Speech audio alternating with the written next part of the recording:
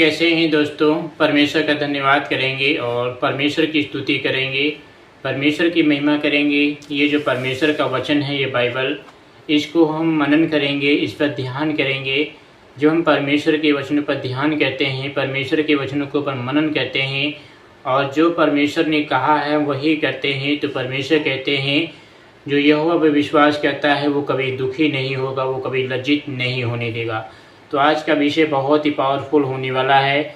यहाँ पे परमेश्वर का वचन कहता है, मेरे मसीह बहनों, अगर हम परमेश्वर पर विश्वास करेंगे तो हमारे ऊपर जितने भी श्राप हैं वो टूट जाएंगे।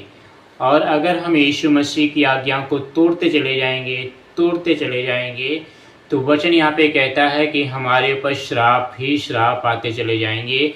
श्रापित हो तो खेती बाड़ी में, बाल बच्चों पे, बीमारी पे, सब कुछ श्रापित हो जाओगे। वचन कहता है, व्यवस्था में उनकी पुस्तक में लिखा हुआ है मेरे मसीह बहनों, 28 अध्याय उसका 45 वचन यहाँ पे इसका से लिखा हुआ है, तू जो अपने परमेश्वर यहोवा की दी हुई आज्ञाओं और विधियों को मानने की चौकसी ना करे, ना उसकी सुनेगा, इस कारण ये सब श्राप तुझ पर आ पड़ेंगे और तेरे पीछे पड़े रहेंगे और तुझको पकड़ेंगे और अंत में तू नष्ट हो जाएगा।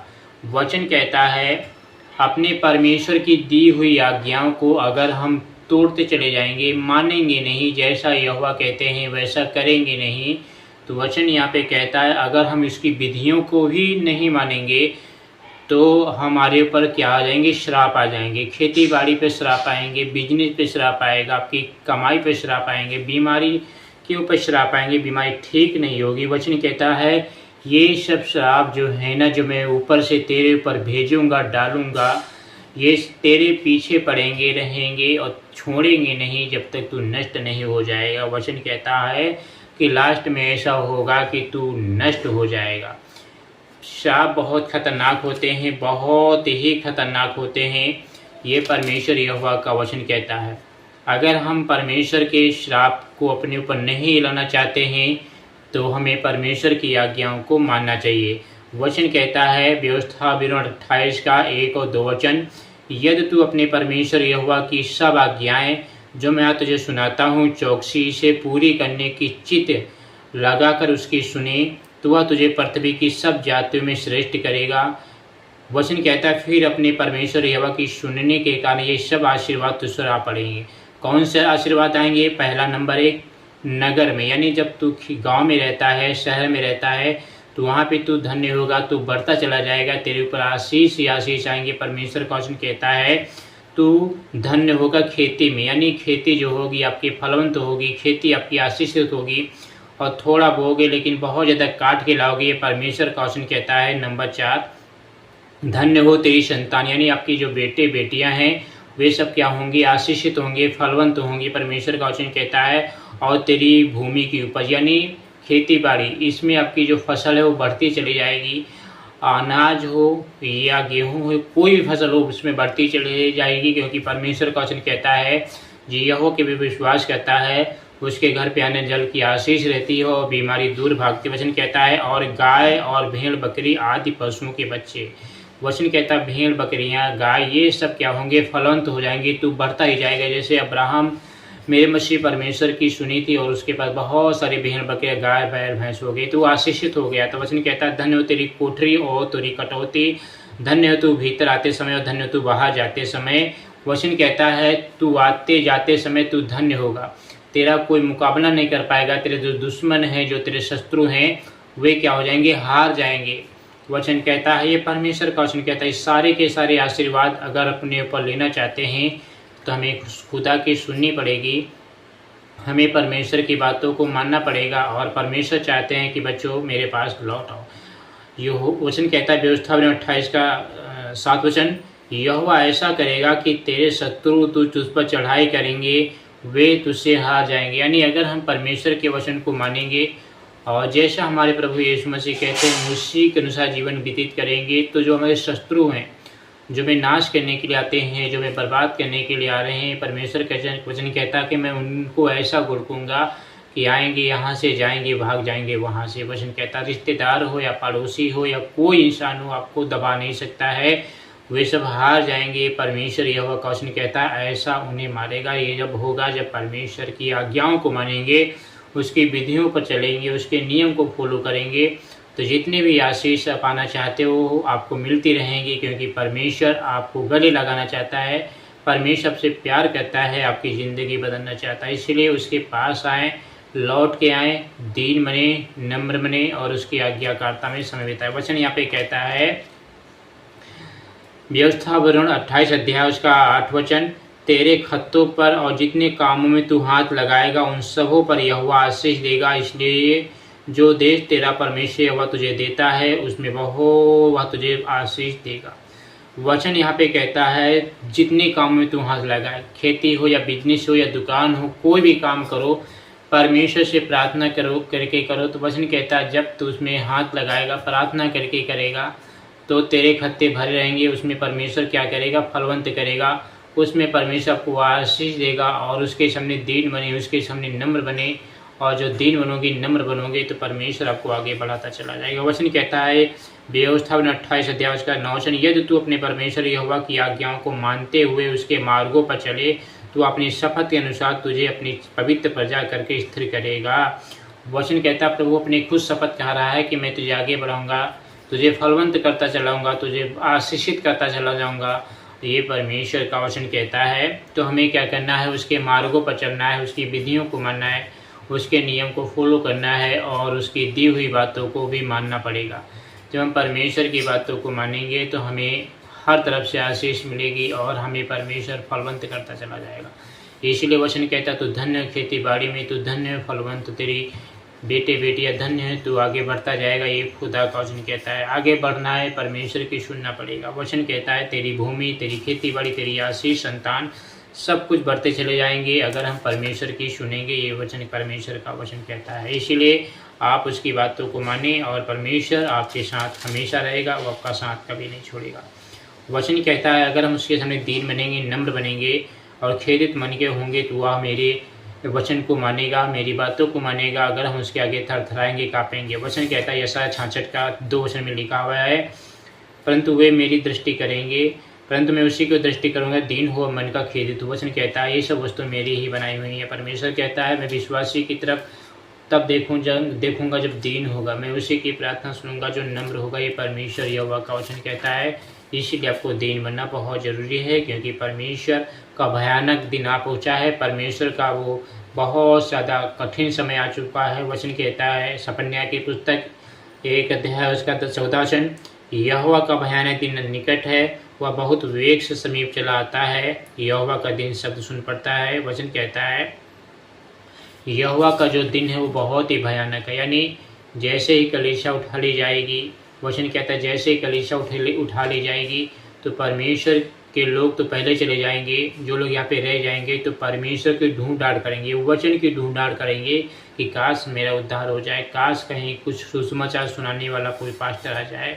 क्योंकि बहुत सारे पास्टर यहाँ पे छोड़ दे जाएंगे, वो खुद प्रार्थना परमेश्वर से करेंगे, क्योंकि पवित्र आत्मा यहाँ से उठ के इजराइल में चला जाएगा 1,44,000 पे मोहर लगाने के लिए, क्योंकि उनका वध होगा, वो रैप्चर में उठाए जाएंगे, बस वध होकर जाएंगे, लेकिन हम लोग रैप्चर में जाएंगे। इसीलिए वचन कहता है यहोवा का जो है ना भयानक दिन बहुत ही निकट आ चुका है, बहुत ही खतरनाक वो दिन आ चुका है। इसीलिए आपको क्या करना है? उसकी आज्ञा को तोड़ना नहीं है, उसके नियम को मानना पड़ेगा, उसकी बातों को भी हल्के में नहीं लेना है, क्योंकि आज वो समय आ चुका है। इसीलिए परमेश्वर को पुकारें, इसीलिए परमेश्वर को याद करें, क्योंकि सच्चा खुदा यीशु मसीह ही है जो आपको मेरे मसीह हर एक बुराई से, हर एक कठिन परिस्थिति से आपको दूर करता है। इसलिए प्रभु कहते हैं ये तेरा दाहिना हाथ तुझे ठोकर खिला रहा, उसे काट कर डंडा लंगड़ा बहरा काना होकर स्वर्ग चला जा।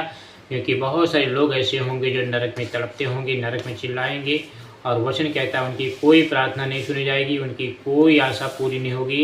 ये परमेश्वर यहोवा का वचन कहता है। इसलिए आपको दीन बनना है, नम्र बनना है मेरे मसीह। इसलिए प्रभु यीशु मसीह कहते हैं अगर एक मनुष्य सारे जगत को, पूरी दुनिया को प्राप्त कर लेता है और मरने के बाद उससे बुरी सी आत्मा निकलती है, वो आत्मा कहाँ जा रही है? क्योंकि उसने जैसा जीवन जिया होगा वो आत्मा वहीं पे जाएगी।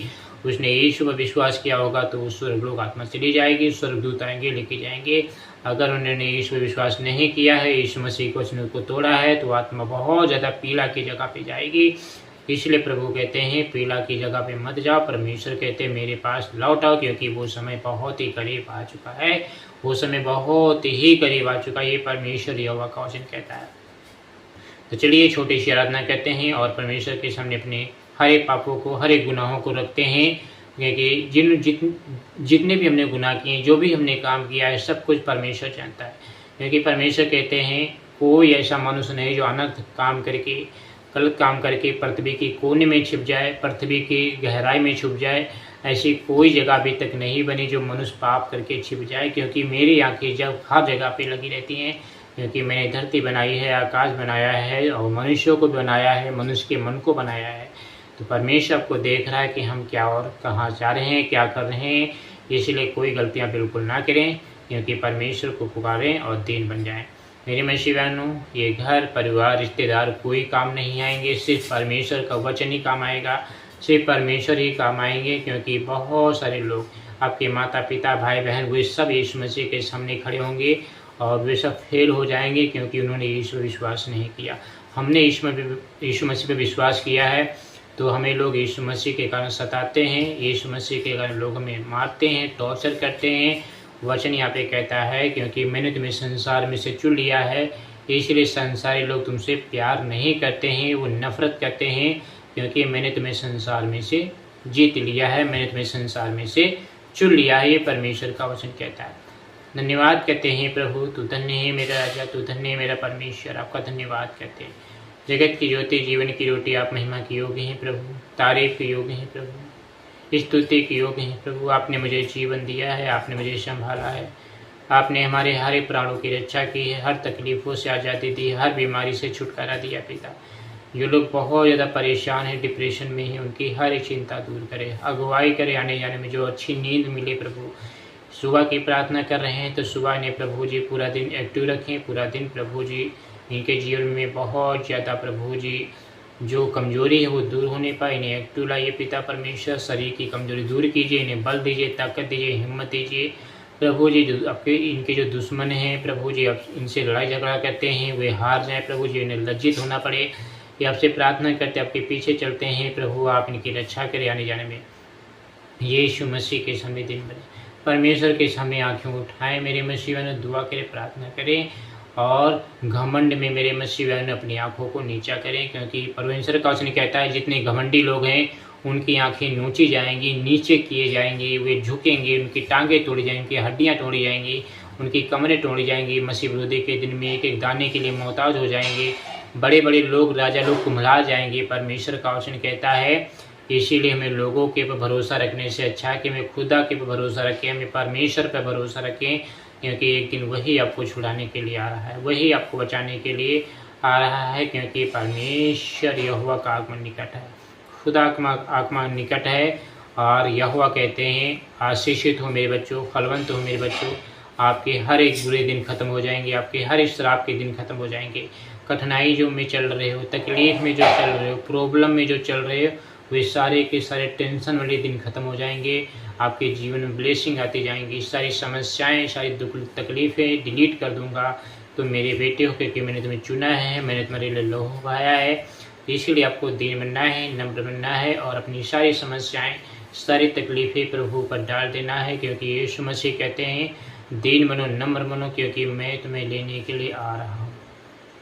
स्वर्गीय पिता आपका धन्यवाद करते हैं, क्योंकि आप धन्यवाद के योग्य हैं। आपकी तारीफ बड़ाई जय जयकार करते हैं कि आपने मुझे संभाला है, आपने मुझे बचाया है, आपने मुझे हर समय प्यार दिया है, हर बीमारी, हर तकलीफ, हर चिंताओं को डिलीट किया है। आपकी महिमा तारीफ जय जयकार कहते हैं, क्योंकि आपने मुझे प्यार दिया। पिता इन्हें चंगा करे, आप इन्हें शुद्ध और पवित्र करें, इनके जीवन में बड़ी बड़ी खुशियाँ लाइए, आशीष लाइए, चंगाई लाइए, छुटकारा लाइए, इनकी ज़िंदगी बदल दीजिए, इनकी लाइफ बदल दीजिए प्रभु, इनके देने वाले हाथ बनाइए प्रभु। आपका धन्यवाद कहते हैं कि आपने मुझे बचाया है, आपने मुझे संभाला है, आपने मुझे एक्टिव रखा है, आपने मुझे हर बीमारी, हर तकलीफ, हर जिंदगी बदल दी है। आप इनके जीवन में बड़े बड़े काम कीजिए प्रभु, आप इनकी बीमारी को ख़त्म कीजिए प्रभु, आप इनकी चिंताओं को ख़त्म कीजिए प्रभु, आप इनकी चिंताओं को, दुख को, गरीबियों को ख़त्म कीजिए प्रभु। आप इनके देने वाले हाथ बनाइए प्रभु, आप इनके लिए बड़े बड़े काम करें पिता। आपने हमारे लहू बहाया, इसके लिए धन्यवाद करते हैं। दया के सागर आप हैं, अनुग्रहकारी आप हैं प्रभु जी, आप फलवंत करें, आपने आशीष दीजिए। आपने चंगा करे, आपने शुद्ध करे, आपने फलवंत करे। यीशु मसीह इनके जीवन में चंगाई रहे, इनके घर में आशीष है। जो भी दुष्ट आत्माएं श्रापित चीज़ें काम कर रही हैं, टोना टटका सब यीशु के नाम से जल जाए, राख हो जाए प्रभु जी। इन्हें हष्ट पुष्ट शरीर दीजिए, इनकी बॉडी से दुष्ट आत्मा निकल जाए, हर एक श्राप के बंधन निकल जाए, हर एक बीमारी के बंधन निकल जाए प्रभु जी। आप इनको खाना खिलाइए, कपड़े पहनाइए, इनका घर बनवाइए, इनकी गाड़ी गड्ढा दीजिए, जो भी इनके सपने हैं वो पूरी कीजिए, इनकी आशाएं पूरी कीजिए पिता, इनकी इच्छाएं मनोकामनाएं सब कुछ पूरी कीजिए। यीशु मसीह आपका हम धन्यवाद करते हैं कि आप मेरे साथ रहते हैं। आमीन आमीन। सभी वीडियो को लाइक कर दीजिए और चैनल को सब्सक्राइब कर दीजिए। आमीन।